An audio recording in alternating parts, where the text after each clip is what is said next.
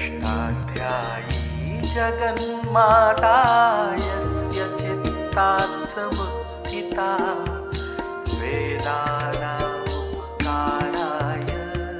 तस्मै पाणिनये नमः।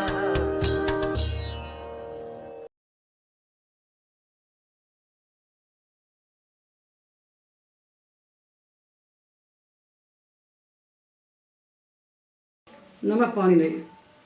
हम लोग पौष्पी प्रक्रिया के अनुसार सारे धातुओं के लुंग लकार के रूप बना रहे हैं।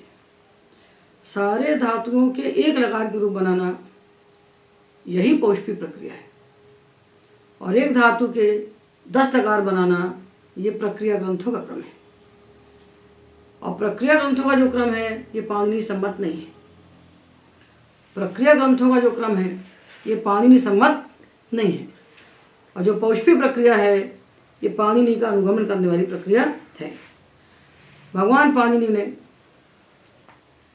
एक प्रत्यय के लिए विचार किया कि हमें धातुओं से चंग लगाना है, तो चंग लगने पर क्या क्या होगा, और जितने कार्य उन्होंने देखे उन सब के लिए एक एक प्रकरण बना दिया।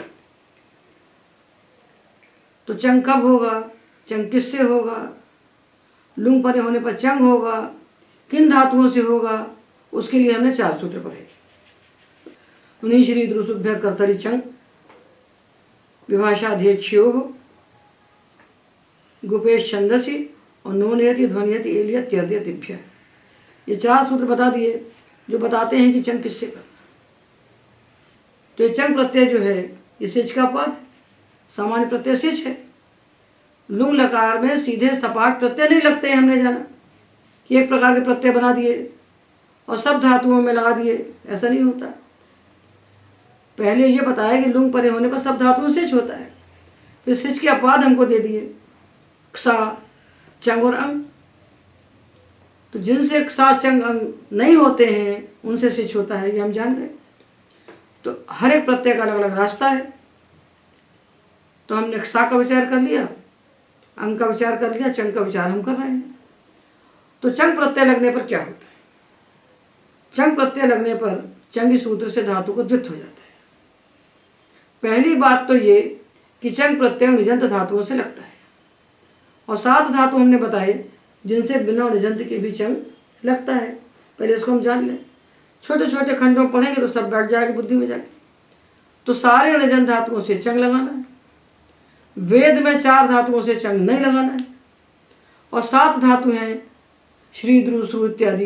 इन 7 धातुओं से नीचे लगने पर भी चंग लगाना है और नीचे न लगने पर भी चंग लगाना है। ये एक बात हो गई। पहले ये निर्णय करें किससे चंग लगेगा किससे नहीं लगेगा। अब दूसरी बात होगी चंग को कैसे लगाना है। कैसे लगाना है तो हमने आपको एक रूप बना के दिखाया, अभिभवत दिखाया, एक और दिखाया अधिदपत दिखाया। इससे हमने प्रक्रिया के रास्ते दिखा दिया कि जब चंग प्रत्यय धातु से लगेगा तो पहली बात ये कि निजंत धातु से लगेगा।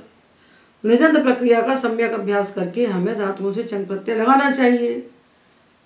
निजंत प्रक्रिया नहीं आएगी तो हम चंग कैसे लगाएंगे, ये एक बात। अब दूसरी बात कि चंग प्रत्यय लग गया तो हमें क्या करना है, चंगी सूत्र से धातु को द्वित्व करना है। चंगी सूत्र से धातु को द्वित्व करना है, और निज प्रत्यय परे है तो निज को निमित्त मानकर हमें अंग कार्य करना है। अंग कार्य हम पा चुके हैं। सामान्य अंग कार्य का हमें ज्ञान नहीं है तो हम किसी भी प्रक्रिया में प्रवेश करने के अधिकारी नहीं। सामान्य अंग कार्य हम जानते हैं। तो चंग इस सूत्र से चंग परे होने पर धातु को द्वित्व होगा, और द्वित्व होने के पहले निज का लोप हो जाएगा। और द्वित्व करते समय तो हमें एक साथ 2 कार्य प्राप्त होंगे। धातु को द्वित्व करना है अथवा निज को निमित्त मानकर होने वाले जो अंग कार्य हैं अजादेश उनको करना है।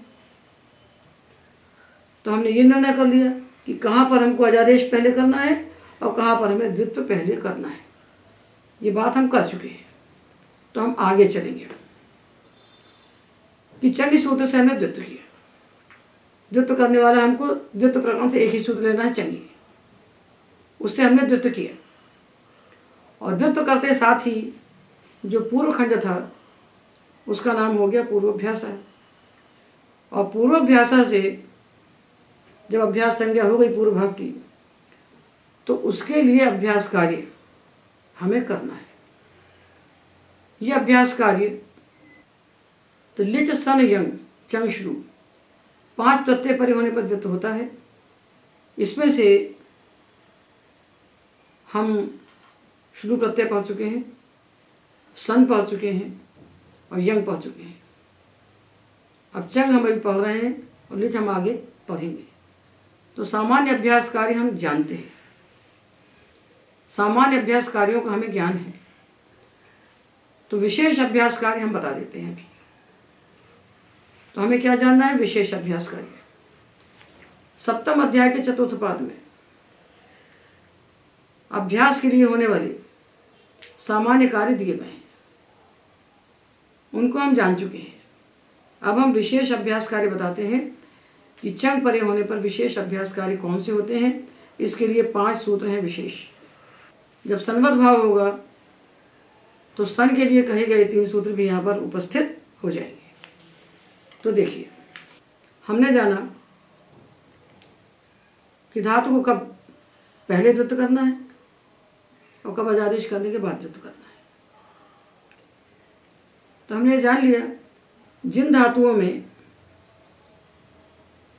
द्वित्व करने के बाद उत्तरखंड में हमको अवर्ण दिखने वाला है, ऐसे धातुओं को हम पहले द्वित्व करेंगे और बाद में अजादेश करेंगे। और जहाँ पर ऐसा नहीं है उन धातुओं में हम पहले परत्वाद अजादेश करेंगे और बाद में द्वित्व करेंगे। ये हम जान चुके हैं। और जब हमने द्वित्व कर लिया और अभ्यास का जो उत्तरखंड बना उसमें निच को निमित्त मानकर होने वाले अंग कार्य हमने कर लिए। जैसे भू को हमने भव बनाया, भव को भाव बनाया, लू को लव बनाया, लाव बनाया, क्री को हमने कार बनाया अचूल नीति से वृद्धि करके।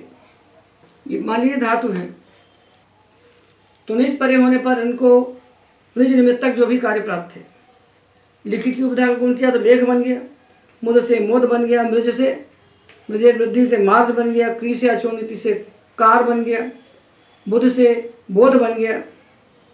तो उत्तरखंड में जो धातु है उसमें निज को निमित्त मान करके जो भी कार्य है उसको हमने कर लिया। यहाँ तक हम पहुँच चुके हैं।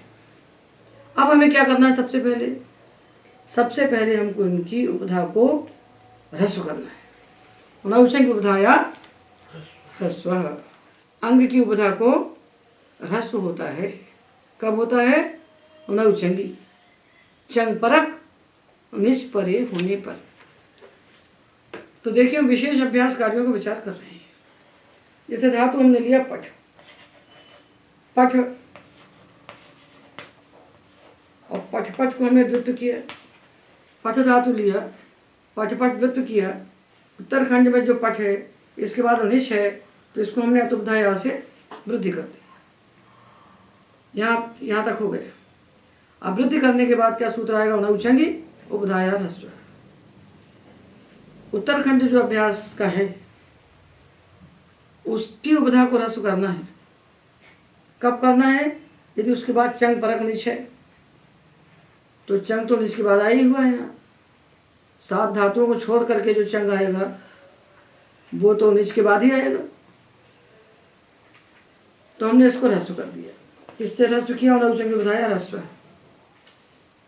अभ्यास को अनादिशेष किया, उत्तरखंड में अतुपधाया से वृद्धि की और नौचंगी उपधाया ह्रस्व को ह्रस्व कर दिया, तो बन गया पपठ। इतना देखना हमको। अभ्यास के अंत में आ है, अभ्यास के बाद में आ है।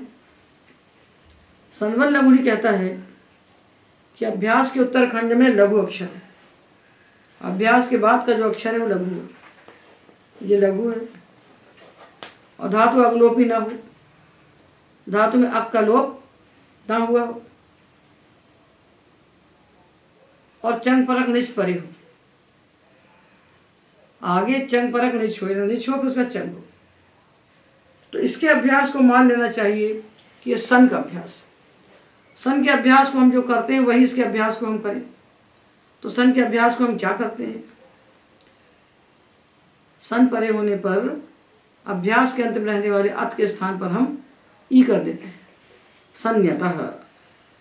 तो इसको भी हम संयता से ई कर देंगे। तो जो पपठ था ये बन जाएगा पिपठ।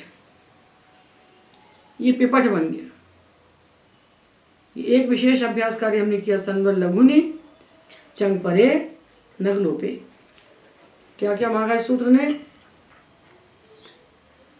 कि अभ्यास के बाद का अक्षर लघु, धातु अगलोपी ना हो और चंग परक निज परे हो। तीन बातें हैं, 3 निमित्त लगे इसको। तो इसने क्या किया, अभ्यास को मान लिया कि संवद है और संवद हुआ तो संयता से इसको ई हो गया। अब अगला सूत्र आता है दीर्घो लघु। दीर्घो लघु, इसको 3 बातें चाहिए थी, अगले वाले को 4 चाहिए। उसके लिए 3 निमित्त थे, इसके 4 हैं। तो ये कहता है दीर्घो लघु, अभ्यास यदि लघु है, अभ्यास के अंत का अक्षर यदि लघु है और आगे वाला भी लघु, इसको दोनों लघु चाहिए। अभ्यास के अंत का वर्ण लघु हो, उसके आगे वाला भी लघु हो और धातु अगलोपी ना हो और चंग परक निज परे हो। अभ्यास के अंत का अक्षर लघु हो, उसके आगे वाला लघु हो, धातु अगलोपी ना हो और चंग परक निज परे हो। तो ऐसे अभ्यास को दीर्घ हो जाता है। तो अब ये पपठ था, फिर पिपठ बना, फिर बन गया अपी पठत। अपी पठत बन गया, ये बन गया अपी पठत। अपी पठत यानी पढ़ाया। पठ धातु से निच लगाया तो उसका मतलब होता पाठ यदि पढ़ाता है। अपी पठत यानी पढ़ाया। गुरु शिष्यम अपी पठत, गुरु ने शिष्य को पढ़ाया। गुरु शिष्यम पाठयति, गुरु शिष्यम अपि पठत। पिता पुत्रम पालयति, पिता पुत्रम अपि पलत। ठीक है, हमने 2 सूत्र पढ़े विशेष। 2 सूत्र क्या पढ़े कि अभ्यास के बाद का अक्षर लघु हो, धातु अगलोपी ना हो और चंग परक निज परे हो। तो ऐसे धातु के अभ्यास को संवद मान लिया जाता है। सन का अभ्यास ऐसा मान लिया जाता है। तो सन परे होने पर अभ्यास को जो कुछ कहा गया उसको हो जाता है। तो क्या हो गया, संयता से ही हो गया। और दूसरा सूत्र कहता है दीर्घो लघु। ये कहता है अभ्यास के अंत का अक्षर भी लघु और बाद वाला भी लघु और धातु अगलोपी ना हो और चंग परक निज परे हो। तो लघु अभ्यास को दीर्घ हो जाता, दीर्घो लघु। ये 2 बातें हो गई, 2 हो गई ना। अब देखिए, ऐसा कहाँ नहीं होता जब धातु अगलोपी होता है। जैसे कथ धातु लिया, चुरादिगण में 93 धातु अदंत कहे गए। उसमें कथ रच इत्यादि धातु हैं। उन धातुओं में आ की संज्ञा नहीं हुई तो लोपा से उनका हम लोप करते हैं निज परे होने पर। ये जो धातु है कथ, ये चुरादिगण के अदंत धातु में पढ़ा गया है। इसके अंत में जो आ दिखाई पड़ रहा है इसकी संज्ञा नहीं होती है, तो अनेकाक्ष होता है। तो निज परे होने पर अतो लोपा से इसका लोप हो गया, तो धातु अगलोपी होगी। अब हमने हलादि शेष इत्यादि कार्य किए तो बच गया का। इसको कोष्ठ्यो किया तो बन गया च। अच कथत, अच कथत बन गया। ये अगलोपी है, इसलिए न तो संवद भाव हुआ न दीर्घो लघु हुआ। ये सूत्र का प्रत्युदाहरण हो गया, उसका प्रत्युदाहरण हो गया। अपि पठत उदाहरण है और अच कथत उसका प्रत्युदाहरण है।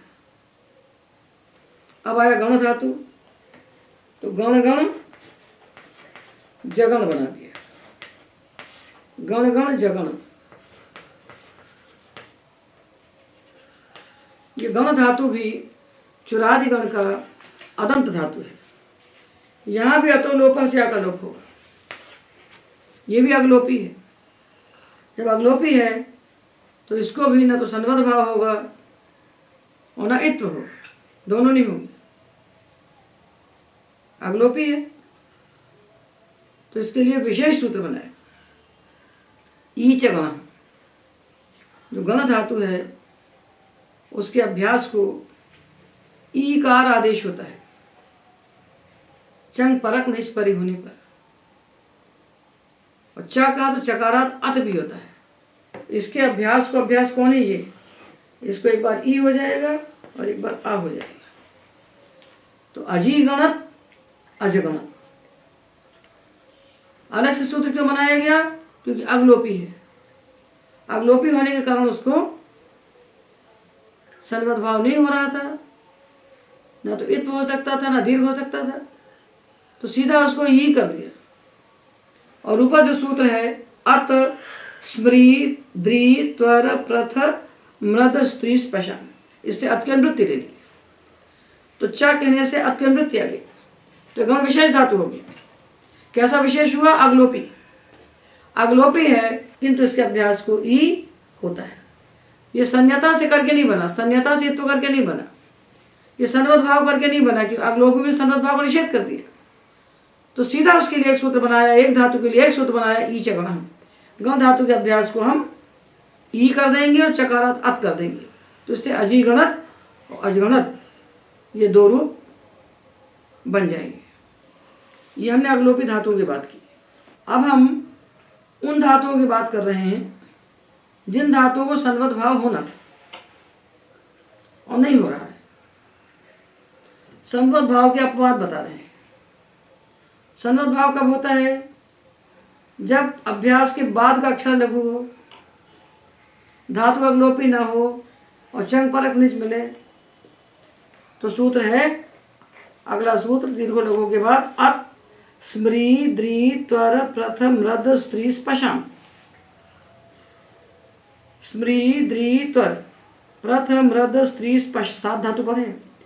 इन 7 धातुओं के अभ्यास को संवत भाव नहीं होगा, प्राप्त है पर नहीं होगा, ये निषेध हो गया। किसका, संवत लघुनि चंग परे लग्नोपेगा। तो देखिए स्मृ धातु है, स्मृ स्मृ स्मृ धातु था, तो देखिए स्मृ धातु है, इसको द्वित्व किया तो स्मृ स्मृ हो गया। फिर उत्तरखंड को हमने वृद्धि की तो स्मार हो गया। फिर नवचंग उपधाया ह्रस्व से इसको ह्रस्व किया तो ये स्मर हो गया। अभ्यास कार्य किया हलादि शेषा इत्यादि, तो असस्मरत बना है अभी। अब हमें देखना है कि यहाँ संवत भाव हो सकता है क्या, तो अभ्यास के बाद का अक्षर लघु है। संवत भाव को क्या चाहिए, अभ्यास के बाद का अक्षर लघु चाहिए। तो स्मा है अगला, तो स्मा में लघु है, ये लघु है, ये लघु नहीं है, संयोगी गुरु है, पर ये तो लघु है ना। संवत भाव को अगला अक्षर लघु चाहिए तो लघु है, धातु अगलोपी नहीं है और चंग परक निष्पर है, तो इसको संवत भाव होना चाहिए और संवत भाव के इसको इत्व होना चाहिए था। संवत लघुनि सूत्र से संवत भाव के कार्य इसको होना था, पर दीर्घो लघु नहीं होना था, क्योंकि दीर्घो लघु को चाहिए अभ्यास के अंत का अक्षर भी लघु हो, तो ये तो लघु है नहीं, इसके आगे संयोग है तो संयोग गुरु है। अभी स्थिति ऐसी है कि ये है गुरु और ये है लघु। संवत भाव को अगला अक्षर लघु चाहिए, दीर्घो लघु को दोनों चाहिए, हमने ये पढ़ा। पर ये 7 धातु ऐसे हैं, पर 7 धातु ऐसे हैं जिनके अभ्यास को संवत भाव नहीं होता, तो इनको संवत भाव नहीं हुआ, तो बन गया असस्मरत। स्मृ स्मृ स्मृ सस्मृ, वृद्धि करके सस्मार, उपधा परस्पर के सस्मर, बस बन गया असस्मरत। स्मारयति असस्मरत, स्मरण दिलाता है, स्मरण दिलाया। दारयति और दरयति दो बनते हैं इसमें, द्रि भय से, भय अर्थ में मित होता है, तो दरयति अथवा दारयति। अदरत, अदरत, न संवत भाव न दीर्घो लघु। त्वर त्वर त्वर, तत्वर, तत्वार, उपधा को ह्रस्व किया तो तत्वर, संवत भाव तो प्राप्त हो रहा है, उसका निषेध है, नहीं होने दिया। अतत्वरत, असस्मरत, अददरत, अतत्वरत, प्रथ से अपप्रथत, मृद, अममृदत, स्पश, अपस्पशत, ये 7 बन गए। असस्मरत, द्रि, अददरत, त्वर, अतत्वरत, प्रथ, अपप्रथत, मृद, अममृदत, स्त्री, अतस्तरत, स्पश, अपस्पशत। ये 7 धातु हमने देखे जिनके अभ्यास को संवत भाव से जो इत्व प्राप्त था वो नहीं होता। ये किसके अपवाद हो गए? संवर, लघुनी, चंग, परे, नगलोपे। ठीक है, थोड़े संवत भाव नहीं हुआ, मत होने दो, दीर्घो लघु कर दो ना भाई। संवत भाव को निषेध इसने किया है कि इनके अभ्यास को अथ होता है। यदि संवत भाव होता तो इत हो जाता, तो संवत भाव से होने वाले इत्व को इसने बाधित किया, अत कर दिया। तो दीर्घो लघु क्यों नहीं करते भाई? वो तो उसको कौन रोक रहा है? तो बोले सूत्र ने कहा है अत तपर किया है, इनके अभ्यास को अथ ही रहे, तो तपरकरण के सामर्थ्य से दीर्घो लघु से होने वाला जो दीर्घ है वो भी नहीं होता। जो अत में तपर किया उस तपरकरण के सामर्थ्य से अभ्यास को दीर्घ भी नहीं होता। ये हमने अभ्यास के जो विशेष कार्य हैं उनमें से 4 सूत्र पढ़ लिए, संवर, लघुनी, चंग, परे, नग, लोपे और दीर्घो लघु। ये 2 पहले पढ़े। फिर अनग लोपे का जो बाध करता है, उसके बाद हमने गण धातु को पढ़ा कि अगलोपी है, उसके बाद भी इसके अभ्यास को इत्व होता है, तो उसको ईच गणा सूत्र से अलग से उसके लिए एक सूत्र बनाया, उसको अजी गणत बना दिया और अत की अनुवृत्ति की तो अजगणत बन गया। और अत, स्मृ, द्रि, त्वर, प्रथ, मृद, स्त्री, स्पशाम सूत्र से इन 7 धातुओं के अभ्यास को न तो संवत भाव किया और न दीर्घ किया। अब एक सूत्र विशेष और है, इसको पढ़ के हम नवचंगी के प्रकरण को पढ़ेंगे। विभाषा वेष्टि चेष्ट्यो हो, वेष्ट धातु और चेष्ट धातु, इनके अभ्यास को विकल्प से अत आदेश होता है। धातु वेष्ट है तो वेष्ट वेष्ट विवेष्ट बना, अभ्यास को ह्रस्व किया तो ए को क्या ह्रस्व होगा? तो एक सूत्र है, परिभाषा सूत्र है, एच इग ह्रस्वादेश। जो एच है इनका ह्रस्व तो होता नहीं है, पर सूत्र कह रहा है इसको ह्रस्व करो, तो हम कैसे करें? तो एच इग ह्रस्वादेश। जब कोई सूत्र एच को ह्रस्व करने के लिए कहे तो हमको ए आई को ह्रस्व ई बना देना चाहिए और ओ औ को ह्रस्व उ बना देना चाहिए। तो वेष्ट वेष्ट विवेष्ट बन गया। इसको दीर्घो लघु क्यों नहीं हुआ?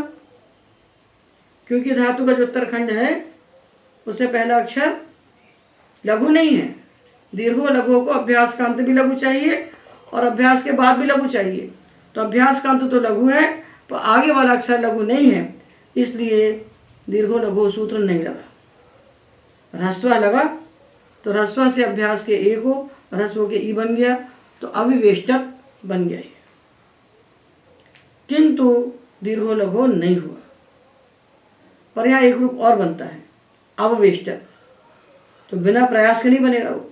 तो उसके लिए सूत्र बनाया विभाषा वेष्टि चेष्ट्यो हो, वेष्ट चेष्ट धातुओं के अभ्यास को विकल्प से अत आदेश होता है। कब होता है? चंग, परे, नौ, परतः। चंग, परक, निज, परे होने पर, तो इसको दूसरा रूप बन गया, तो अभ्यास का जो ई था उसको अत कर दिया विकल्प से, तो अविवेष्टक अववेष्टक। इसी प्रकार चेष्ट धातु से अचि चेष्टक और अच चेष्टक, ये 2 धातु विशेष हो गए जिनके अभ्यास को अत आदेश किया विकल्प से। और तो कुछ प्राप्त था नहीं, क्योंकि अभ्यास के अंत में ई है तो संज्ञाता की आवश्यकता नहीं है, और और आगे का वर्ण लघु नहीं है तो दीर्घो लघु भी प्राप्त नहीं है। तो अभ्यास को विकल्प से अत किया तो अविवेष्टत, अवविष्टत, अचिचेष्टत, अचचेष्टत। चंग परक निष्परे होने पर होने वाले अभ्यास के विशेष कार्यों का विचार किया। 5 सूत्र पढ़े हमने। सन्वर लघुनि, चंग परे नगलोपे, दीर्घो लघो, अत स्व्री द्री त्वर, प्रथम रद स्त्री स्पशाम, विभाषा वेष्टि चेष्टियो हो और ईचगना। ये 5 सूत्र ही हमें पढ़ना है अभ्यास में विशेष। सामान्य अभ्यास कार्य और 5 विशेष अभ्यास कार्य, इनका हमने विचार किया। सामान्य अभ्यास कार्य हम पढ़ चुके हैं और चंग परक निष्परे होने पर होने वाले विशेष अभ्यास कार्यों को हमने पढ़ दिया। अब हम पढ़ेंगे नौ चंग उपधाया ह्रस्व का हमने 1 सूत्र पढ़ा है, बचे हुए 7 सूत्र अब हम पढ़ते हैं। तो इतना पढ़ने से चंग प्रत्यय लगाने की विधि पूरी हो जाएगी। अब हम पढ़ेंगे अष्टाध्यायी के 7वें अध्याय के चतुर्थ पाद के आदि के 8 सूत्र। ये प्रकरण है नौ चंग उपधाया ह्रस्व से लेकर 8वां सूत्र है नित्यम छंदसी तक।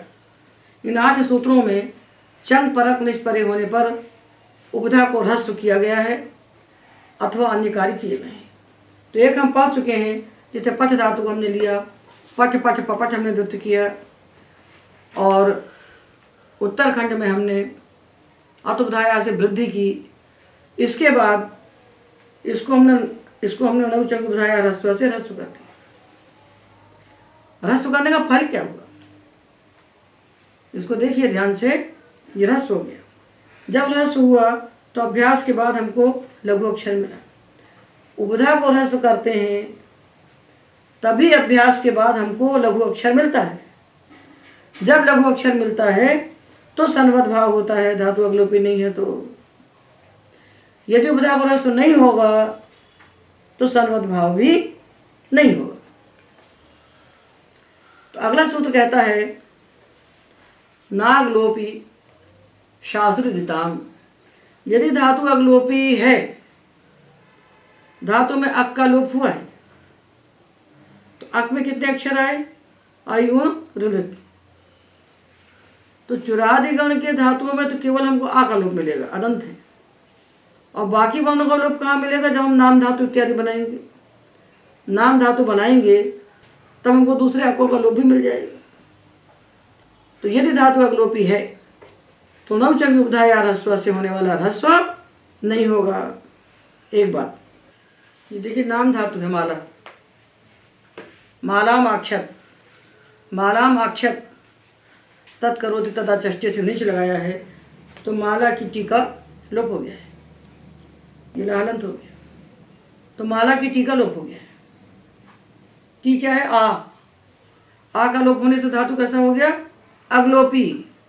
अगलोपी होने से क्या हुआ कि ये निच है और ये चंग है। चंग परक निष्परे होने पर इसकी उपधा को जो ह्रस्व प्राप्त था नवचंग उपधाया ह्रस्व से वो नहीं हो, ना अगलोपी शास्त्रिता। तो इसको ह्रस्व नहीं हुआ। तो ह्रस्व नहीं होने से हुआ क्या? ह्रस्व होने से केवल ह्रस्व नहीं होता, ह्रस्व होने से 3 कार्य होते हैं। 3 कार्यों की श्रृंखला जुड़ी हुई है। जब इसको ह्रस्व हो जाता है तो इसको सन्वत भाव होता है, तभी लघु अक्षर मिलता है तो सन्वत भाव होता है। पपाठ था, जैसे पपाठ था, पाठ को हमने ह्रस्व किया, ह्रस्व किया नवचंगी से तो सन्वत भाव हो गया क्योंकि अगला अक्षर लघु मिल गया। सन्वत भाव हो गया तो दीर्घो लघु भी हो गया। सन्वत भाव होना और दीर्घो लघु होना ये दोनों इस पर निर्भर करते हैं। यदि नवचंगी नहीं होगा, यदि उपधा को ह्रस्व नहीं होगा तो न सन्वत भाव होगा और न दीर्घो लघु होगा। ये निश्चित जान लीजिए। तो 3 कार्य जुड़े हैं। यहाँ उपधा को ह्रस्व कीजिए तो वहाँ सन्वत भाव होगा, और यदि अभ्यास के अंत में लघु दिख रहा है तो दीर्घो लघु भी हो जाएगा। तो ये माला है, ये अगलोपी है, इसके बाद जो टी आया है ये नाम धातु का निष्प्रत्यय है, ये नाम धातु बनाने वाला निष्प्रत्यय है। इसके परे होने पर हमने टी का लोप किया है, आ का लोप किया है, धातु अगलोपी हो गया। ऐसे अगलोपी धातुओं की उपधा को ह्रस्व नहीं होता है। चंग परक निष्परे होने पर तो लोप नहीं हुआ तो अम मालत, म मालत ऐसे ही रह गया। क्यों रह गया? क्योंकि अभ्यास के अंत में तो लघु अक्षर है, पर बाद का अक्षर लघु है ही नहीं। तो अभ्यास के बाद वाला अक्षर लघु नहीं है, इसलिए संवद भाव नहीं हुआ। संवद भाव नहीं हुआ तो इत्व भी नहीं हुआ। अपी पठत में संवद भाव हुआ, इसलिए इत्व हुआ, और इसीलिए दीर्घो लघु हुआ। ये तीन कार्य एक साथ रुक गए यहाँ पर। ये उदाहरण हुआ अगलोपी का। अब शास देखिए, शास शास अशासत, शास शास शशास, अशासत बना है। ये धातु है शास। आगे है निच चंग, निच का लोप हो गया है, चंग बैठा दिख रहा है। तो चंग परक निच परे होने पर शास धातु की उपधा को हमको ह्रस्व प्राप्त था। किससे? नवचंग उपधा या ह्रस्व से। उसका इसने निषेध कर दिया कि शास की उपधा को ह्रस्व नहीं होगा। अब देखिए, उपधा को ह्रस्व नहीं हुआ ना, ये अभ्यास है, तो इसके बाद लघु अक्षर नहीं मिला। लघु अक्षर नहीं मिला तो इसको संवद भाव नहीं हुआ। संवद भाव नहीं हुआ तो संयता से ई नहीं हुआ, और अगला अक्षर लघु नहीं है तो दीर्घो लघु से दीर्घ भी नहीं हुआ। यदि सूत्र में शास नहीं पढ़ा जाता तो इसकी उपधा को ह्रस्व होता, तो संवद भाव होता, तो दीर्घो लघु होता, तो अशी शसत बन जाता। अशी शसत हमको नहीं चाहिए। अशासत, अशासत यही प्रयोग चाहिए। तो शास धातु की उपधा को ह्रस्व का निषेध कर दिया। अगलोपी धातुओं की उपधा को ह्रस्व नहीं होता, शास की उपधा को ह्रस्व नहीं होता, और जो हृदय धातु है जहाँ ऋकार की संज्ञा हुई है उनकी उपधा को भी ह्रस्व नहीं होता। ये धातु हमने लिख दिए इकट्ठे करके। इसमें देखिए 438 पेज पर ये सारे हमने ऋतु धातु छाट करके धातु पाठ से लिख दिए। तो देखिए धातु बाध्री, एक को देख लीजिए, बाध्री। इसमें री की संज्ञा हो गई तो रिदित हो गया। क्यों पाणिनि ने बाध्री में री की संज्ञा की? पाणिनि ने बाध्री, भ्लाश्री, गाध्री, रेक्री, सेक्री यहाँ रिकार की संज्ञा क्यों की है? तो रिदत काल का फल होता है नागलोपी शास रिदता। जब आप उससे चंग परक निच लगाएंगे तो इनकी उपधा को ह्रस्व नहीं होगा। यही बताने के लिए ऋकार की संज्ञा की गई। पाणिनि का एक अनुबंध भी व्यर्थ नहीं है, पाणिनि की आदि मात्रा भी व्यर्थ नहीं है। तो क्या बन गया? अब तो क्या बन गया? अब बाधत, बाध बाध बबाध, और उपधा को ह्रस्व नहीं हुआ तो अब बाधत बन गया। यदि उपधा को ह्रस्व हो जाता तो संवद भाव होता। उपधा को ह्रस्व नहीं करने का मतलब है संवद भाव नहीं करना। उपधा को ह्रस्व न करने का अर्थ है संवद भाव को रोकना। उपधा को ह्रस्व नहीं होगा तो संवद भाव नहीं होगा, तो अब बाधत बन जाएगा। उपधा को ह्रस्व करते तो अभी बधत बन जाता, अनिष्ट प्रयोग बन जाता। उपधा को ह्रस्व होता तो संवद भाव से अभ्यास को ई होता, तो दीर्घो लघु से उसको दीर्घ हो जाता। एक साथ सब काम रोक दिए। तो बाधयति अब बाधत, गाधयति अजगाधत, भ्राशयति अब भ्राशत, रेकयति अरिरेकत। अभ्यास का जो ए है उसको ह्रस्व हो गया, तो ह्रस्व के एक स्थान पर ई आया। टीकरी, टीकयति, अटिटीकत। ये हमने उन धातुओं को देखा जिनकी उपधा को चंग परक निच परे होने पर ह्रस्व नहीं होता। जब ह्रस्व नहीं होता तो न संवद भाव होता न दीर्घो लघु होता। अब अगला सूत्र उपधा को विकल्प से ह्रस्व कर रहा है, तो जब विकल्प से ह्रस्व करेगा तो संवद भाव भी विकल्प से हो जाए। तो अगला सूत्र कह रहा है भ्राज भास भाष। दीप जीव मील पीड़ा मन्य तरस्याम। भ्राज भास भाष दीप जीव मील पीठ 7 धातु है। इन 7 धातुओं की उपधा को विकल्प से रस होता है चंग परक निज परे होने पर। भ्राज भ्राज बभ्राज बन गया। बभ्राज जब उपधा को रस नहीं किया तो अबभ्राजत, उपधा को रस नहीं हुआ तो संवत भाव नहीं हो सकता, क्योंकि संवत भाव इसी पर टिका हुआ है। संवत भाव को अभ्यास के बाद का अगला अक्षर लघु चाहिए, और वो लघु तभी हो सकता है जब हम उपधा को ह्रस्व कर दें। उपधा को ह्रस्व नहीं करेंगे तो संवत भाव नहीं होगा। तो अबभ्राजत बन गया, एक बन गया ना। अब ये कहता विकल्प से होता है, उपधा को ह्रस्व विकल्प से होता है। तो जब उपधा को ह्रस्व हो गया जिस पक्ष में, तब जो अभ्यास है इसका अगला अक्षर इसको लघु मिल गया। अभ्यास का अगला अक्षर लघु मिल गया तो इसको संवत भाव हो गया, तो इसको संज्ञता हो गया, अभिभ्रजत बन गया। अब आप ये मत कहिएगा कि संवत भाव हो गया तो दीर्घो लघु क्यों नहीं हुआ। संवत भाव इसलिए हो गया क्योंकि संवत भाव को चाहिए अभ्यास का अगला अक्षर लघु, और दीर्घो लघु को दोनों अक्षर लघु चाहिए। तो ये भ्रा तो लघु है और ये बी जो है ये गुरु है। भ्रा लघु है और बी संयोगे गुरु है, इसके बाद संयोग आ रहा है, इसलिए संवत भाव तो हो गया, तो संज्ञता से एक तो हो गया, पर दीर्घो लघु नहीं लगा क्योंकि अभ्यास का अंतिम अक्षर जो है वो गुरु है। कैसे गुरु है? संयोगी गुरु। उसको 2 गुरु चाहिए, दीर्घो लघु को 2 लघु चाहिए, अभ्यास के अंत में भी लघु चाहिए और आगे भी लघु चाहिए। तो एक तो लघु है आगे वाला, पहले वाला लघु नहीं है, तो दीर्घो लघु नहीं हुआ और संवत भाव हो गया। तो अभिभ्रजत, अबभ्राजत, अभिभ्रजत, ये 2 रूप बन गए। ह्रस्व होने पर अभिभ्रजत, ह्रस्व न होने पर अबभ्राजत। अभास धातु है, इसकी उपधा को भी हम विकल्प से ह्रस्व करेंगे क्योंकि इसको भी कहा है इसमें। तो जब उपधा को ह्रस्व नहीं किया तो अभ्यास के बाद का अक्षर लघु नहीं मिला तो संवत भाव नहीं हुआ, दीर्घो लघु भी नहीं हुआ क्योंकि उसको भी ह्रस्व चाहिए, लघु चाहिए। तो अबभासत, भासयति अबभासत, और जब इसको लघु कर दिया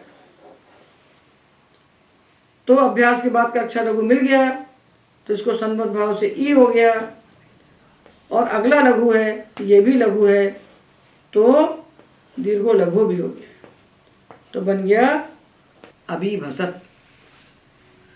उपधा को ह्रस्व हुआ तो अभिभसत, संवत भाव भी हुआ, दीर्घो लघु भी हुआ। और जब उपधा को ह्रस्व नहीं हुआ तो अबभासत।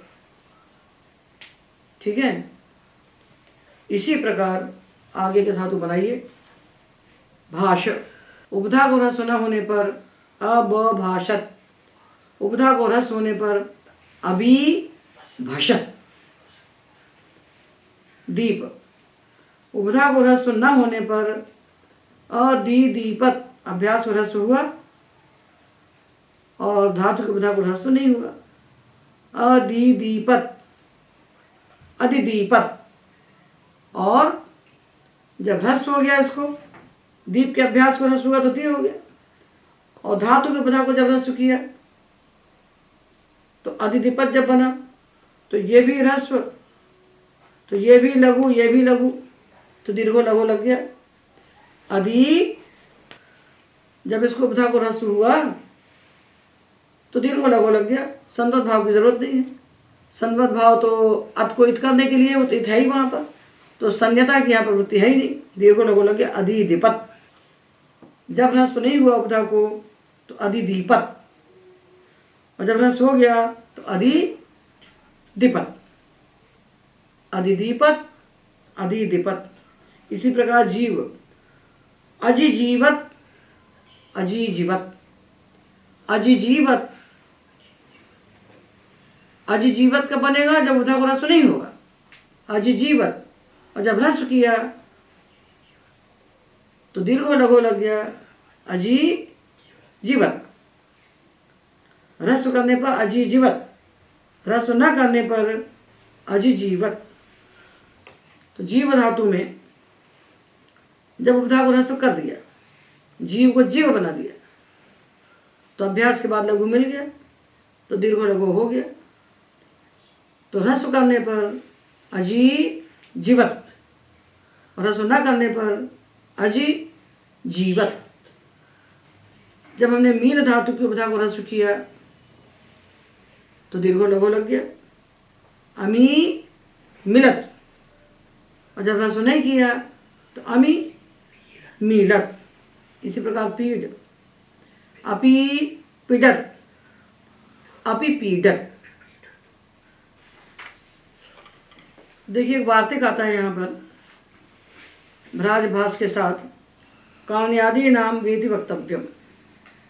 जो कान्यादि धातु हैं, कान इत्यादि, कान कैसे, कण धातु को जब नीचे लगाएंगे तो कान हो जाए। तो ये जो कान्यादि धातु हैं, इनकी उपधा को भी विकल्प से रस होता है, ऐसा कहना चाहिए, ये वार्तिककार कह रहे हैं। तो कान्यादि कितने धातु हैं, तो कहते कर्ण रण भण श्रवण लूप हेठ, एते कान्यादय। ये भाष्य में 6 कहे हैं। और भाई वाणी लोटी लोचेश चत्वारो अधिका न्यासी, न्यास में 4 और कहे गए हैं। वाई यानी भे धातु का निजन, और वाणी यानी वर्ण धातु का निजन, लोटी यानी लुट लोचरी, ये 4 अधिक हैं। तो 8 4 12 हो गए। और चानी और लोठी ये 2 और लिंग अन्यत्र मिलते हैं। तो इस प्रकार 12 कान्यादि धातु पढ़े गए। कहाँ पढ़े गए हैं? भ्राज भास भाष्य सूत्र में पढ़े गए हैं। और इस सूत्र क्या करता है? उपधा को ह्रस्व करता है विकल्प से। तो इनकी उपधा को भी विकल्प से ह्रस्व होगा। तो देखिए क्रम से एक एक धातु को हम लें और उनके 2 2 रूप बनाते जाएं। 2 कैसे? ये सारे धातु निजंत हैं। पहली बात निजंत है, निजंत होने से उपधाया से इनकी उपधा को वृद्धि हो गई है। उसको ह्रस्व करना है एक पक्ष में ह्रस्व नहीं करना है। जब हम ह्रस्व कर देंगे तो क्या होगा? संवत भाव हो जाएगा और दीर्घो लघु हो जाएगा। तो कण, अची कणत और अच काणत, उपधा को ह्रस्व किया तो संवत भाव हुआ, दीर्घो लघु हुआ। तो अची कणत, उपधा को ह्रस्व नहीं किया तो अच काणत। रण, अरि रणत, अर राणत। भण, अभी भणत, अब भाणत। और श्रण, श्रण धातु संयोग आदि है। तो संवत भाव होगा और दीर्घो लघु नहीं होगा। तो अशिश्रणत और अशश्राणत, अशिश्रणत अशश्राणत।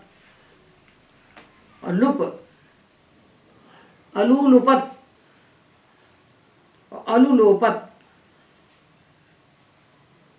और हेठ, हेठ धातु है, हेठ,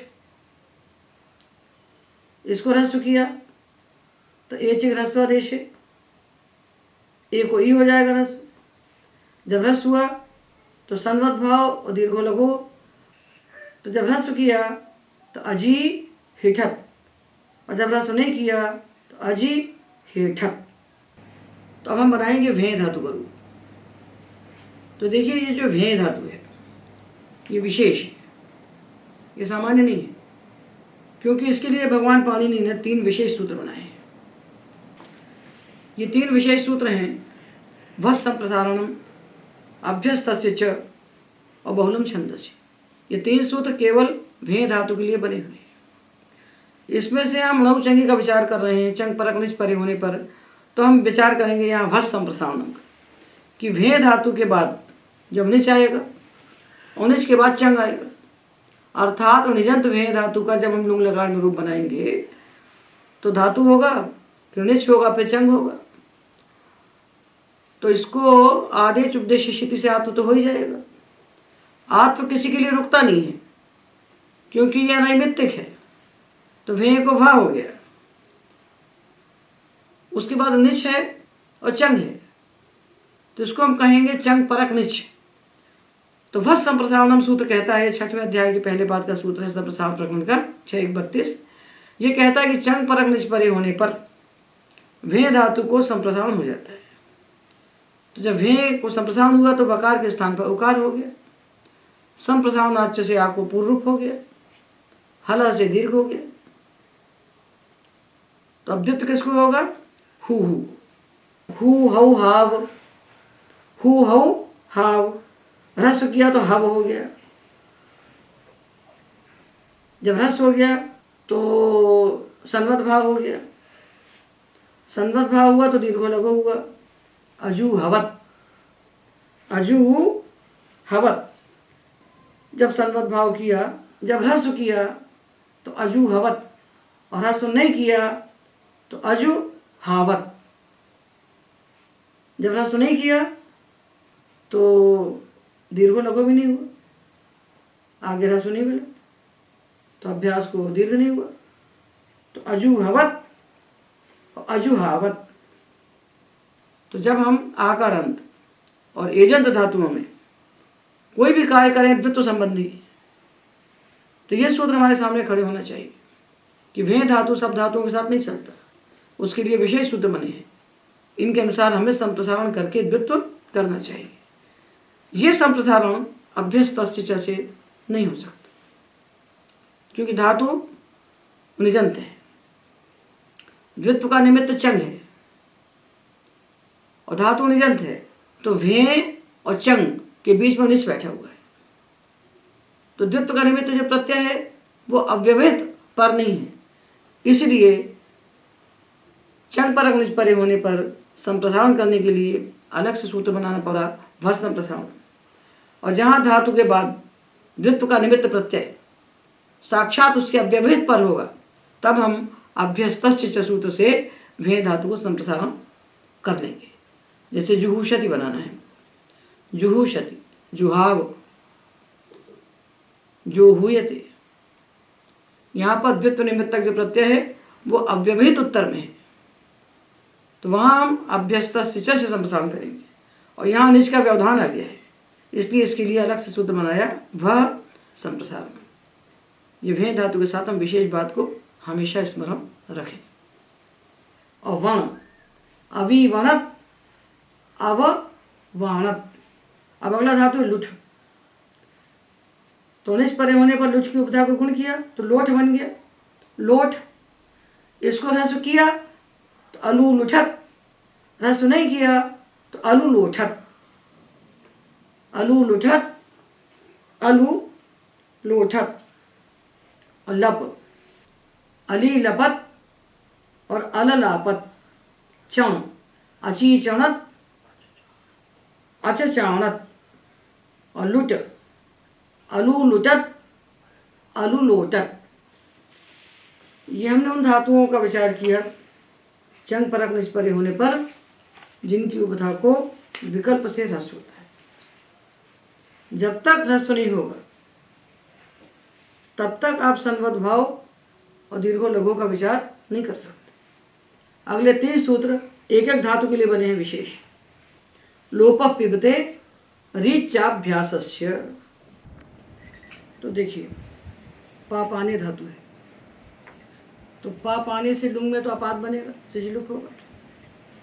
किंतु जब पापाने धातु निजंत हो जाएगा, निजंत हो जाएगा, तो इससे शात छा सा भा व्य विपम युग से युग का आगम होगा। तो पा युको निच इसकी धातु संज्ञा है, पा युको निच इसकी धातु संज्ञा है। ये निजंत धातु है, इसका जब बनाएंगे हम लुंग तब आएगा उन्हीं श्री द्रुसुभ्य कर्तरि चम। अकेला पा धातु है तो सिजलुक, गातिस्था गुपा बुभ्य से चपर प्रदेश। और निजंत पा धातु है तो चंग, ये सावधानी रखना चाहिए। तो पा धातु से निच लगाया तो युग का आगम हो गया। इसके बाद आया चंग और चंग के बाद आया तिर। ये स्थिति है। तो यहाँ क्या क्या प्राप्त है? नहीं रणिति से नीच का लोप प्राप्त है। और नौचंग उपधायार ह्रस्व से जो ह्रस्व प्राप्त था उसको बाध कर यहाँ सूत्र आता है। नौचंग उपधायार ह्रस्व से ह्रस्व तो प्राप्त है, चंग पर अग्निश है, किंतु उसका बाधक सूत्र आता है इसी 7-4 में, 7-4-4 देखिए, लोप पिबते रीचाभ्यासस्य। ये जो पा धातु है इसकी उपधा का लोप होता है। कब होता है? नौचंगी। नौचंगी उपधाया की निवृत्ति है, 3 की निवृत्ति है, तो चंग परक निज परे होने पर पा धातु की उपधा का लोप होता है। ठीक है ना? तो उपधा का लोप कर दें हम और फिर द्वित्व करें, तो द्वित्व करने के लिए तो एकाच चाहिए, क्योंकि एकाचो द्वे प्रथमस्य अजादे द्वितीयस्य, ये दो अधिकार सूत्र है। तो अच के बिना तो द्वित्व होता नहीं। और यदि हम उपधा का लोप कर देते हैं तो द्वित्व नहीं हो पाएगा। तो द्वित्व करने के लिए विरोचनीय सूत्र में 2 बातें कही हैं भाष्यकार ने। विरोचनीय सूत्र में भाष्यकार ने कहा है नौ अजादेशो न स्यात् द्वित्वे कर्तव्य, अथवा नौ अजादेश स्थानिवत् स्यात् द्वित्वे कर्तव्य। तो इसके ऊपर जो सूत्र हैं, स्थानिवदादेशो नल विधौ अचप अस्मिन् पूर्व विधौ न पदांत द्विर्वचन वरे यलोप स्वर सवर्णानुस्वार दीर्घ जश्च चर्विषु, तो ना की अनुवृत्ति लेते हैं तो अजादेशो न स्यात् बना लेते हैं, और स्थानिवत की अनुवृत्ति लेते हैं तो अजादेश स्थानिवत भवति। दोनों बात एक ही है। अजादेश नहीं किया और द्वित्व कर दिया। द्वित्व करना है, द्वित्व तो करना पड़ेगा, इसको चंगी से द्वित्व प्राप्त होगा ना। अभी बात ये हो रही है कि उपधा का लोप करके द्वित्व करें, कि उपधा का लोप करने के पहले द्वित्व करते हैं। तो उपधा का लोप करके द्वित्व हम कर नहीं सकते, क्योंकि द्वित्व करने के लिए एकाच चाहिए। एकाच अवयव समुदाय को होता है। समुदाय में अब जो प्रथम अवयव एकाच है उसको द्वित्व होता है, और अजादि अनेकाच के द्वितीय अवयव एकाच में द्वित्व होता है। तो आज तो चाहिए द्वित्व करने के लिए, और उपधा में ये अच्छे एक ही अच्छे, इसका लोप कर देंगे तो द्वित्व नहीं हो सकेगा। तो द्वित्व करने के लिए हम अजादेश को स्थानिवत कर लें।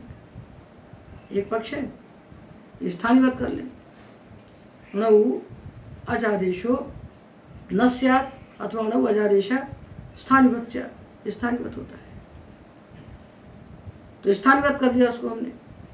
परत्वात्, तो क्यों हम पहले लोप करें भाई, पहले द्वित्व क्यों नहीं करें? क्योंकि द्वित्व करने वाला सूत्र है 6-1 में और लोप करने वाला है 7-4 में। तो परत्वात् लोपित होना चाहिए ना। तो द्वित्व का निमित्त है चंग और आजादी है, तो द्वित्व निमित्तक अच परे है, तो अजादेश को हमने स्थानिवत कर लिया, तो वापस हमको पाए दिखने लगा, तो पाए पाए हमने द्वित्व कर लिया। अथवा अजादेशो न स्यात् किया तो हमने उपधा का लोप ही नहीं किया और पाए पाए द्वित्व किया। दोनों स्थितियों में तो पाए पाए करना पड़ेगा, पाए पाए ऐसा द्वित्व होगा। अब उपधा का लोप कर दिया हमने, उपधा का लोप किया और उसको स्थानिवत कर दिया, तो वापस पाए दिखने लगा ना, तो द्वित्व तो पाए पाए ही होगा। आप लोप करेंगे तो भी, लोप नहीं करेंगे तो भी। लोप करेंगे तो स्थानिवत करके दिखाई पड़ेगा, लोप नहीं करेंगे तो बहुत अच्छा है, पाए पाए सीधे द्वित्व हो जाएगा। और द्वित्व करने के बाद इसकी अभ्यास संज्ञा करेंगे, हलादि शेषा करेंगे, हलादि शेषा करेंगे, तो पाए पाए द्वित्व कर लिया। यदि हमने स्थानिवत भाव किया तो ही पाए पाए हुआ, यदि हम निषेध पक्ष माना तो ही पाए पाए द्वित्व हुआ। और द्वित्व करके इसकी अभ्यास संज्ञा हुई, तो हलादि शेषा और ह्रस्व किया तो पपाय हो गया। तो अभ्यास को हमने हलादि शेषा किया, ह्रस्व किया, तो पपाय बन गया। पपाय बनने के बाद ये ज्यों का त्यों हो गया, उपधा के आका लोप हो गया। अब जब उपधा के आका लोप हो गया तो अभ्यास के बाद हमको लघु दिख नहीं रहा है, तो न संवत भाव हो सकता है न दीर्घो लघु हो सकता है, और दोनों यहाँ इष्ट हैं, तो एक ही सूत्र में कह देते हैं भगवान पाणिनि, ईट चाभ्यासस्य, अभ्यास को ईट आदेश हो जाता है। ये अजागम हो गया, इसको पहले ही कर देना चाहिए अजागम। लावस्थायाम अठ, लावस्था में ही अजागम कर देना चाहिए। तो अपीप्यत बन गया, अपीप्यत ये बन गया। अपीप्यत यानी पिलाया, पा धातु से निच किया तो पाययति बना। पाययत यानी पिलाता है। वत्सान जलम पाययति, बछड़ों को पानी पिलाता है। वत्सान जलम अपीप्यत, बछड़ों को पानी पिलाया। तो निजंत पा धातु से अपीप्यत बनेगा। और ये जो सामान्य प्रक्रिया उससे नहीं बन सकता, इसलिए उसके लिए विशेष सूत्र बनाया, लोप पिबते रीचाभ्यासस्य। अगला सूत्र है तिष्ठते ऋत। ये स्था धातु है, इसे निच लगाया तो आकारांत होने से इसको अर्थ धीबली से पुक्कागम हो गया। तो स्था पुनिच और अर्थ, इसका तो लोप हो गया, इसका लोप हो गया। और तिष्ठते ऋत सूत्र कहता है स्था धातु की उपधा को इत आदेश होता है अनौचंगी, चंग परक निच परे होने पर। तो स्थाप को हो गया स्थिप, ये बन गया स्थिप। स्थिप स्थिप धातु किया और शर पूर्वा खय किया तो थी को बचाया तो बन गया तिस्थिप। तिस्थिप बन गया, तो बन गया। आप शत्व कर दीजिए दो, तो ये सा को हमने शत्व किया तो शाह हो गया, ये शाह बन गया तो ये ठा हो गया। अतिष्ठिपत, स्थापयति अतिष्ठिपत, स्थापित करता है, स्थापित किया। स्थापयति अतिष्ठिपत। अब हमने घ्रा धातु लिया, घ्रा गंधोपादानी, आकारांत है, निष्परे होने पर उसको पुक आगम हुआ तो बन गया घ्राव। इसको नौचंग उपधाया ह्रस्व से ह्रस्व हो गया। जब उपधा कोई कार आदेश नहीं हुआ तो अजिक घ्रपत, ये घ्रप है ना, घ्रप, इसकी उपधा कोई कार नहीं किया तो घ्रपत बनेगा ना, अजिक घ्रपत। जब उपधा कोई कार कर दिया तो अजिक घृपत, अजिक घृपत, अजिक घ्रपत। घ्रापयति, सुंघाता है, सुंघाया तो अजिक घ्रपत और अजिक घृपत। जिघ्रतेर्वा ने उपधा के स्थान पर विकल्प से इकार आदेश किया। जब इकार किया तो अजिक घृपत, इकार नहीं किया तो अजिक घ्रपत। ये हो गया। अब सूत्र है उर ऋत। सप्तम अध्याय के चतुर्थ पाद में हम लोग विचार कर रहे हैं अनौचक उपधाया ह्रस्व। तो इस उर्वृत सूत्र में अनौचक उपधाया ह्रस्व सूत्र से अनौचक उपधाया, इन तीनों की अनुवृत्ति है। और सूत्र में है ऊह और ऋत। ऊह क्या है? ऊह है ऋकार की षष्ठी, ऊह यानी ऋकारस्य, इसको तपर नहीं किया है। तो ह्रस्व ऋकारस्य स्थाने और दीर्घ ऋकारस्य स्थाने, दोनों के स्थान पर होगा। स्थान षष्ठी है ऊह, ऊह का अर्थ हुआ ऋकारस्य स्थानीय। उपधा में रहने वाला, धातु की उपधा में रहने वाला जो ह्रस्व ऋकार अथवा दीर्घ ऋकार, इन दोनों के स्थान पर विकल्प से ह्रस्व ऋकार आदेश होता है। ऋत को तपर किया है, आदेश को तपर किया है और स्थानीय को तपर नहीं किया। तो धातु की उपधा में रहने वाला जो ह्रस्व ऋकार अथवा धातु की उपधा में रहने वाला जो दीर्घ ऋकार, जैसे क्रीत सं शब्द ने धातु में, इन दोनों के स्थान पर विकल्प से ह्रस्व ऋकार आदेश होता है। ये कब होता है? अनौचंगी, चंग परक निच परे होने पर। चंग परक निच परे होने पर धातु की उपधा में रहने वाले ऋकार के स्थान पर विकल्प से ह्रस्व ऋकार आदेश होता है। अब धातु की उपधा में रहने वाला ये ऋकार ह्रस्व है तो भी उसके स्थान पर ह्रस्व होगा, और दीर्घ है तो भी उसके स्थान पर ह्रस्व हो जाएगा, और ये विकल्प से होगा। तो एक पक्ष में तो हमने जो बनाया वही बनेगा, और एक पक्ष में उपधा के ऋकार के स्थान पर ऋकार आदेश करके हम दूसरा रूप बनाएंगे। तो धातु है वृत। वृत धातु से हमने लगाया निच और चंग तो उपधा को किया गुण, तो वर्त बन गया। तो इससे हमने बनाया अववर्तत। वृत्त को जब गुण किया तो अर हो गया, तो वर्त बन गया। और फिर द्वित्व किया, अभ्यास कार्य किया, तो बना ववर्त। ववर्त। अब ये जो ववर्त है, इसका अभ्यास है वह, इसका अभ्यास है वह, और उसके बाद जो वर है कि लघु नहीं है। सन्मत भाव को चाहिए अभ्यास के बाद वाला वर्ण लघु, तो बाद वाला लघु नहीं, तो सन्मत भाव नहीं हुआ। तो ववर्त से अववर्तत, यही एक रूप बनता है। अववर्तत यही रूप बनता है। उसका ये विकल्प बता रहा है। ये कहता है कि यदि धातु ऋतुपद है तो उस उपधा के ऋकार के स्थान पर विकल्प से आप ऋकार ही रखिए। ऋकार के स्थान पर ऋकार आदेश कीजिए विकल्प से। तो जब हमने गुण किया तो अववर्तत बन गया, और जब गुण नहीं किया तब वृत्ति रहा, तो वृत वृत ववृत।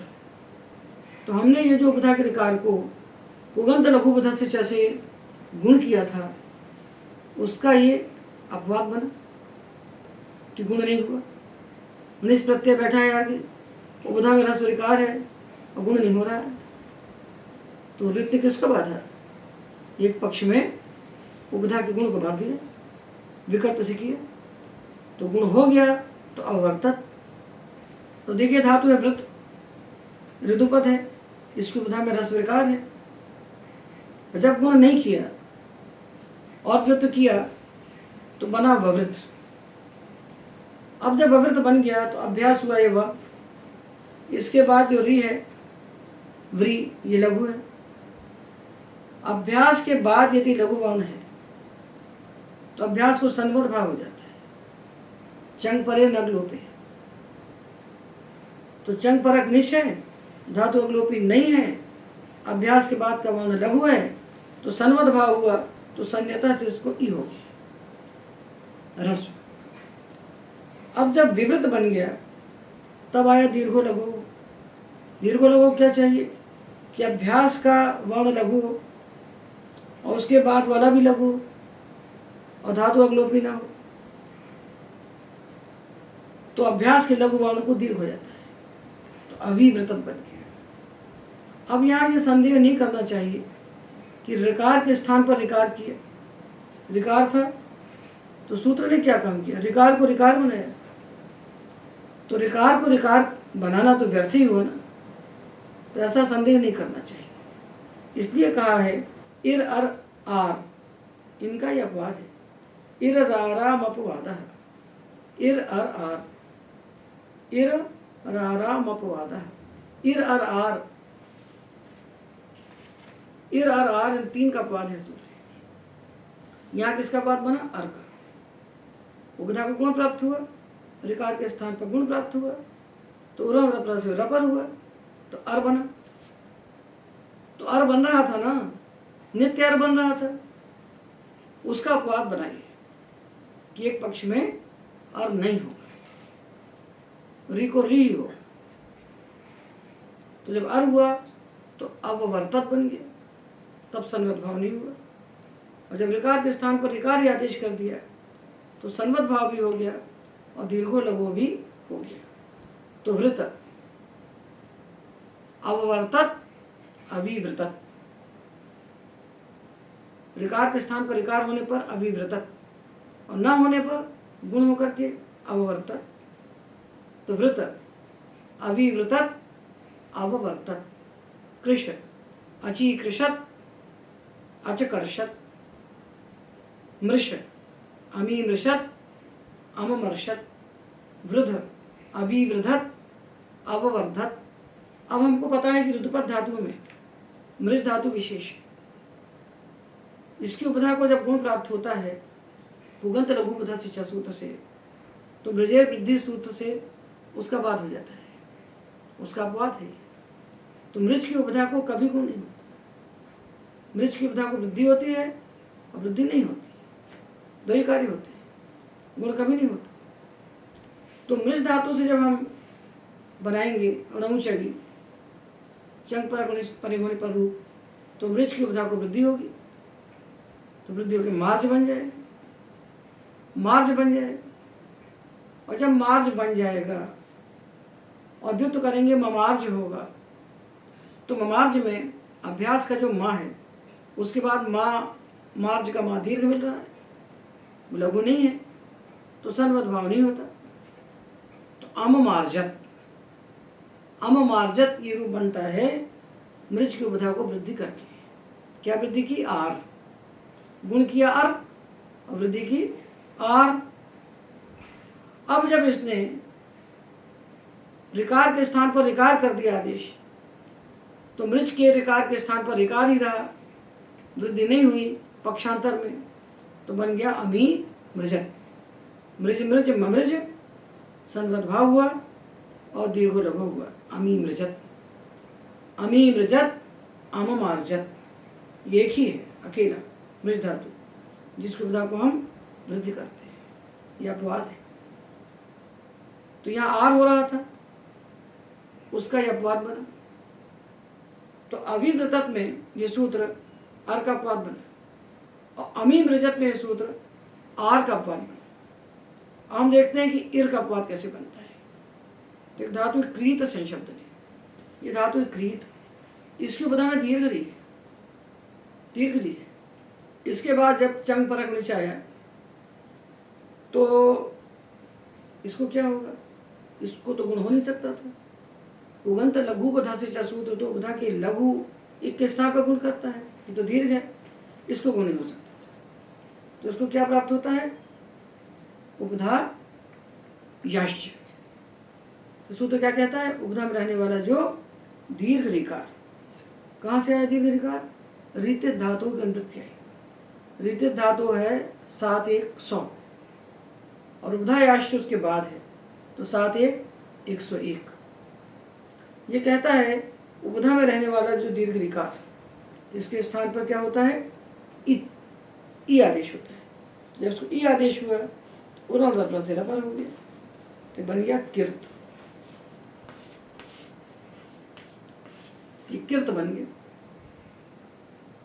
इर हो गया। जब किर्त बन गया तो धातु की उपधा में र और उसकी उपधा में इक, तो उपधा यांच सूत्र ने इसको दीर्घ कर दिया, तो बन गया कीर्त।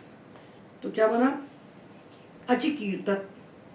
अभ्यास को ह्रस्व हुआ, उसके बाद न सन्वत भाव न दीर्घ लघु कुछ नहीं प्राप्त हुआ, क्योंकि अभ्यास के बाद वाला वर्ण दीर्घ है। अचिकीर्तत ये बन गया, क्या करके बना? दीर्घ ऋकार के स्थान पर इर करके। अब जब इसने कह दिया कि धातु की उपधा में रहने वाले ऋकार के स्थान पर विकल्प से ह्रस्व ऋकार होता है, ह्रस्व ऋकार के स्थान पर भी ह्रस्व ऋकार और दीर्घ ऋकार के स्थान पर भी ह्रस्व ऋकार, तो ये दीर्घ ऋकार है, इसको इसने ह्रस्व कर दिया, ह्रस्व कर दिया। अब जब ह्रस्व किया तो वृत्त के समान हो गया, तो कृतकृत चकृत, जब चकृत हो गया कृतकृत, ये तो बन गया। चकृत जब हो गया तो इसके बाद ये अभ्यास है, इसके बाद ये लघु है, तो सन्वत भाव होकर ई बन गया और दीर्घ लघु सूत्र से दीर्घ हो गया। अची कृतक।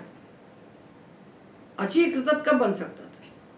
जब तक कृत धातु की उपधा में दीर्घ रहता तो अची कृतक बनना असंभव था, हो नहीं सकता था।